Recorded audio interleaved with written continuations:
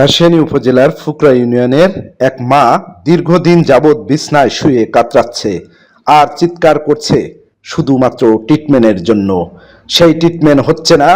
তারই অবশিষ্ট যে টাকা ছিল সেই টাকা তার স্বামীকে মুক্তিযোদ্ধা বানিয়ে দেওয়ার কথা বলে 1,40,000 টাকা তার হাত থেকে বাড়িতে গিয়ে নিয়ে আসে সমাজসেবা কর্মী রাকিব।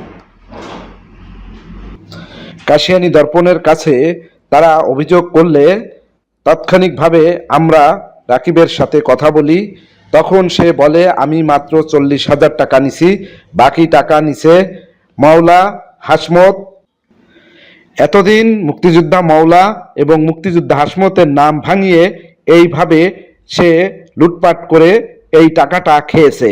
এখন পর্যন্ত সেই 1,70,000 টাকা মধ্যে 20,000 টাকা ফেরত দিয়েছে এবং সেই সকল প্রুফ এবং সত্যতা এরা যাচাই বাছাই করেই তাদের সকলকে আমরা একত্রিত করেছি।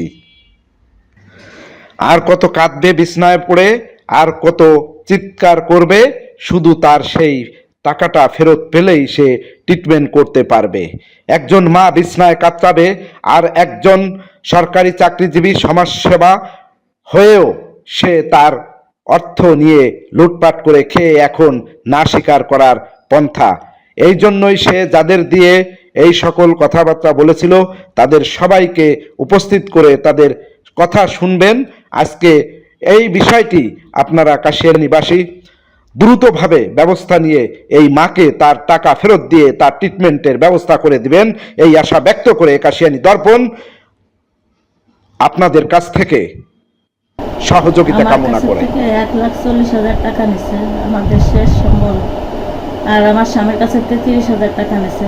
বলছিল যে এই টাকা যদি কাজ না হয় যেরকম নিচ্ছি সেরকম ফেরত দেব। আমার বাড়িতে এসে সে টাকাটা নিয়ে গেছে 1,40,000, কিন্তু আজ পর্যন্ত সে ফেরত দেয়। 30,000 টাকা নিছে, 1,70,000 টাকা। রাকিব আমার কাছ থেকে নিয়েছে 30,000 টাকা, 40,000 টাকা। 1,000 টাকা আমি অফিসে যা 30,000 টাকা দিয়ে আসি, আর বাকি 1,40,000 টাকা আমার বাড়ি এসে নিয়ে যায়। আমার স্ত্রীর কাছ থেকে ঘুরে যায়, আমার স্ত্রী ঘুরে যায় এবং সেখানে আমি সামনে উপস্থিত ছিলাম। টাকাটা নিয়ে যখন ওঠে তখন আমার স্ত্রী বলে যে, মামা হ্যাঁ আপনি টাকাটা তো নিশ্চয় কাজ না হলে পারে, কাজ না হলে পারে যেরকম টাকা আপনাকে সেরকম টাকা আমি ফেরত দিয়ে দেবো। কিন্তু দীর্ঘ 8 বছর ধরে সে টাকা দেয় নাই, লামসাম এটা সেটা সামান্য কিছু পয়সা সে দিছে, বাকি তার কাছে আর টাকা। তো রাকিব আমার বাড়ি এসে মুক্তিযোদ্ধার কাজ করে দেবে বিধায় আমার কাগজপত্র সঠিক থাকা সত্ত্বেও যখন হইতে পারি নাই তখন সে বলছে যে আমি কাজ করে দেবো। তা আমি তার অফিসে প্রথম দিয়ে আসি 30,000 টাকা, আর বাকি 1,40,000 টাকা সঞ্চয়পত্র ছিল পোস্ট অফিসে, সেই আমার শেষ সম্বল সঞ্চয়পত্রটা বাঙাইয়ে বাড়ি এসে আমার ওয়াইফের কাছ থেকে 1,40,000 টাকা নিয়ে যায় এবং আমি সেখানে উপস্থিত ছিলাম আমার সামনে। উনি যখন টাকা নিয়ে উঠে আসে তখন আমার স্ত্রী বললো যে যদি কাজ না হয় তাহলে কী হবে, কাজ না হলে আপনাদের টাকা যেরকম নিয়েছে আমি সেরকম টাকা ফেরত দিয়ে দেবো। কিন্তু দীর্ঘ এই 8 বছরের ভিতরে তার সাথে আমি কোনো রকমই যোগাযোগ করতে পারতেছি না এবং সে আমার সাথে কোনো রকমই ধরা দেয় না। কথা একবার বললি পারে 9-6 কথা সে বলে। বিশ্রাম দ্বারা বিছনা আজ কয়েকদিন ধরে পড়ে আছে, আমি তার চিকিৎসা করাতে পারতেছি না টাকার জন্য। তা আমার অনুরোধ যে আমার এই টাকা কটা যাতে আমি ফেরত পাই, আমার ওয়াইফের চিকিৎসা করাইতে পারি, এই আমার হলো মালিক জানে। এখন টাকাটা তো নেছেই রাকিব, হলো টাকাটা রাকিব নেছে, নেওয়ার পরে আমাদের নিয়ে গেছে, নিয়ে যাওয়ার পরে শেষে এই জায়গা হাসমত নাম করে একটা লোক ওই মেলে বরাসুর, হ্যাঁ ও আইসে আসা টাকা পরে বলে যে আমি টাকা 1,05,000 টাকা হাসমতের দিছি। হাসমতের দিছি রাকিব করছে, আর উপরে যে টাকা ওই যে বাগযোগ করে 40,000, 20,000, 40,000, 20,000 সোনালী আর উনি, হ্যাঁ 40 আর 20 কত আছে 60 যায় 30 করে দেওয়ার পরে আস্তে আস্তে তুমি টাকাটা নেও।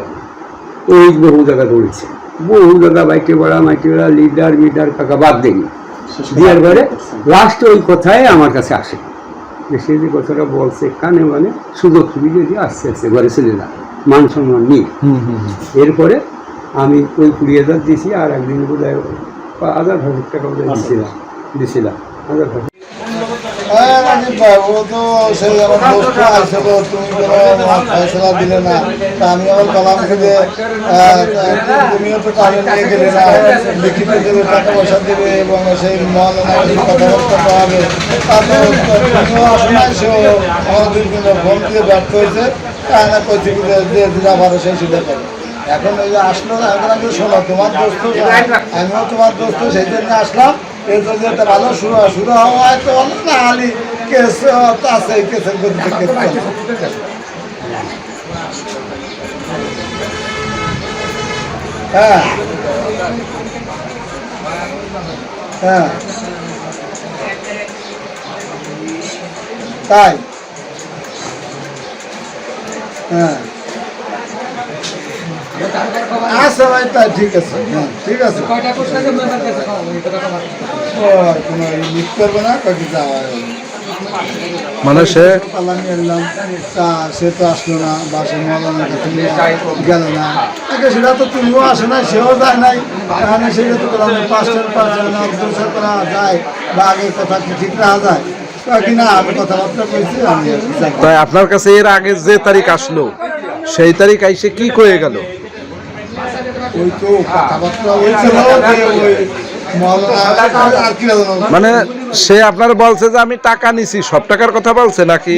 তাই তাই কম ওই যে টাকা ওই যে দেশে কয় টাকা আর বাকি 20,000 টাকা দিতে হবে। তারপরে তার কাছে এটা লিখিত আনবে যে আমি এর মধ্যে নাই, আর টাকা কিনে আনেছে কি আছে তা সে জানে, আর একজন টাকা কাছে কথাবার্তা হবে না। সে ওই যে টাকা নিয়েছিল মহল্লা হাসমত পরে সে বাদ দেবে, তাই কইছিল ফোন দিয়ে শুনেছিল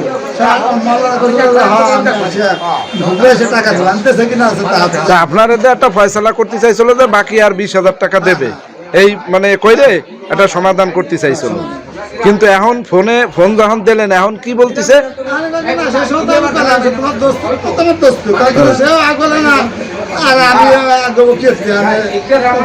এখন আই গব না, আর কিছু দিতে পারবো না, যা আছে তাই সেইভাবে চলুক। উনি একজন সমাজসেবা কর্মী, উনি মুক্তিযোদ্ধা বানায় দেবে। 1,70,000 টাকা নিছে, 1,70,000 নিয়ে উনি এখন এই ঘটনা ঘটাচ্ছে। 20,000 টাকা মানে মিয়া আসো কিরম? ওই তুমি যে টাকাটা তোমার কাছে দেছিল, ওই টাকাটা কি আসছিলে তুমি? আরে চিনি না, তুমি যে বাটি বেলা টাকা দিয়ে আসলে মৌলানা নিয়ে পানুরে নিয়ে ইদার কাছে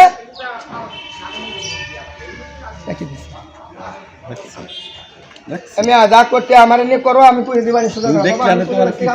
এই দেখেন, এখন তারে চেনেই না, তারে চেনেই না, আর আপনার কাছে কি মিথ্যে কথা? আমি ধরবানি, আমার ঠিক আছে। লোকজন নিয়ে ধরবানি, ওই মাওলা তাদের দিয়ে লোকজন নিয়ে এটা সম্পূর্ণ দায়ভার আপনার উপর দেশে যে সব আপনি সে কিছু জানেন না। আমার কাছে দায়িত্ব দিলে হবে? আপনি স্পষ্ট ক্লিয়ার কথা বলবেন যে আপনি না, আপনি তো সবকিছু জানেন যে টাকা সে এনেছে, আরো অনেক মানুষ জানে, আমরাও জানি, যেহেতু আমরা দিছি টাকা, আমাদের এলাকার টাকা, সেটা তো আমরা জানি। আপনি ফোন ধরালেন, ধরানোর সাথে বল কাইতে দিল যে আমি চিনি না তারে।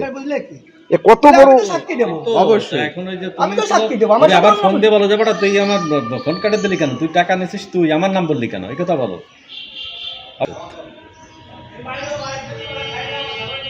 ফোন করে দেন না।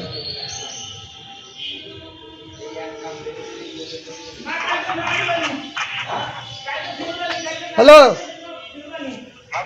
আরে মিয়া ফোন কাটে দাও কে?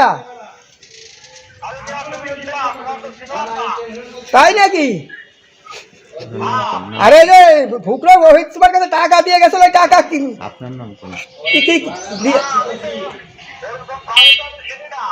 কারো তোমার কাছে টাকা বাজে বেলা টাকা দিয়ে আইছিলে কে? 20,000 কারো তারা টাকা দাও না বাজে বেলা? তুমি হাসো চেনো না? আমি তো হাসমত।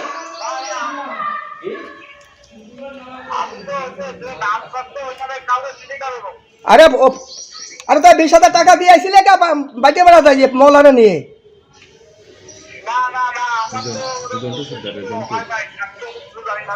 ওরকম কোনো টাকা দেও নাই কারোরে?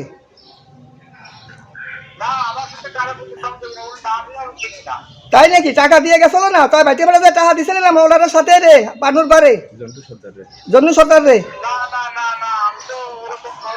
আচ্ছা, ওরকম টাকা যদি দিয়ে হয় তাহলে কি হবে? এর বিচারে কি হবে? আমারও ছিল না?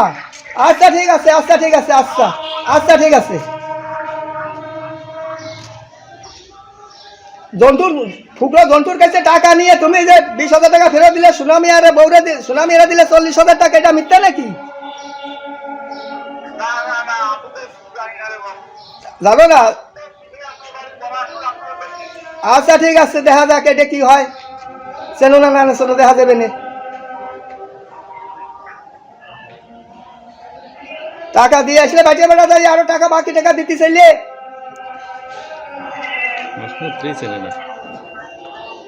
সুনামি এরা দিলে 40,000 মৌলার সামনে।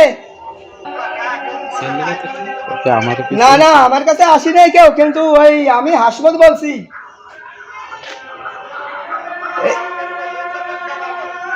এই যে তাহার কথা শোনা আসছে, তাহার এসো সেন্টে তাই করছে।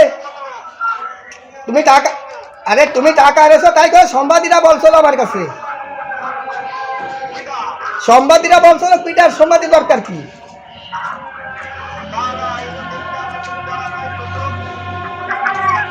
আমি তো জানি যে তুমি টাকা নিছিলে ওইদের কাছে, ওইদের কাছে টাকা নিছিলে, এটা আমি জানি। আমি এটা জানি, আমি জানি তুমি টাকা নিছিলে ওইদের কাছে, আমি এটা জানি। আরে বাবা, তুমি তো তোমার কাছে, তুমি তার ওইদের তার বাড়িতে টাকা আনছিলে, আর ওই জায়গার দুজন কই চলো, এটা তো আমি জানি।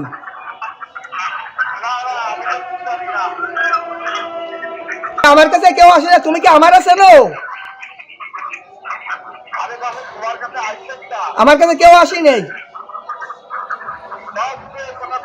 আরে এমনি করছি, ওই ফুকরোকে আমার ফোন দিচ্ছে, আমার শালারা, আমার চেয়ারম্যান শালারা আমার ফোন দিচ্ছে যে এরকম টাকার ব্যাপারে জানা বলে। আমি সব জানি না যে আমার কাছে আমি 20-30,000 টাকা নিয়েছিলাম, আমি তার লেনদেন ক্লিয়ার করে দিছি ওই দির সাথে। এইটাই যে চেয়ারম্যান আমার গ্রামে, ওই গ্রামে আমার লোক আছে না।